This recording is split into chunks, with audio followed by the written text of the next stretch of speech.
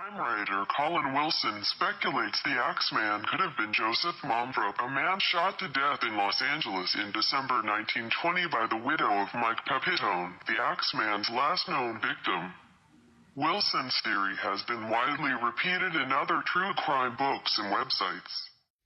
Why would crime writer Colin Wilson speculate that the Axeman serial killer is a black jazz player named Joseph Mumphrey? Could be.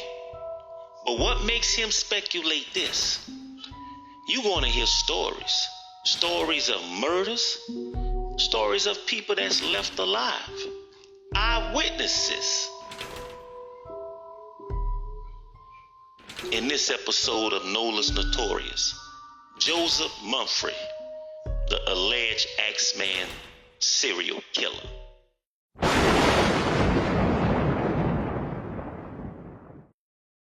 On the night of May 22, 1918, Italian grocery store owner Joseph Maggio and his wife Catherine were discovered lying on their bed in a pool of blood. Joseph's brothers, who lived next door, were the ones who found the bodies. Joseph and Catherine had their throats cut with a razor blade whilst they slept. Their heads were then bashed in with an axe. Catherine's throat was so deeply cut that it was almost severed from her shoulders. The killer had entered the property by chiseling a lower wooden panel out of the back door. After the killing had taken place, the axe was left in the bathroom and the razor dispensed off in the neighbor's garden. No valuable items had been taken, eliminating burglary as a motive. There were a number of arrests, including one of the Maggio brothers. However, all were released due to lack of evidence. The only clue was a cryptic message written in chalk on the pavement a short distance from the murder scene.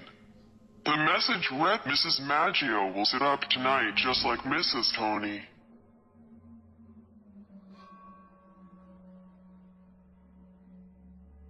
A month after the Maggios were killed, the Axeman supposedly struck again.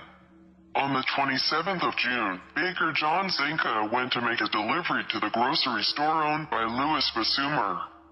Realizing something was not quite right, Zenka went to the door at the rear of the store where he knew Basumer and his supposed wife Harriet were residing. Zenka discovered the Basumers covered in blood but still very much alive. The Basumers had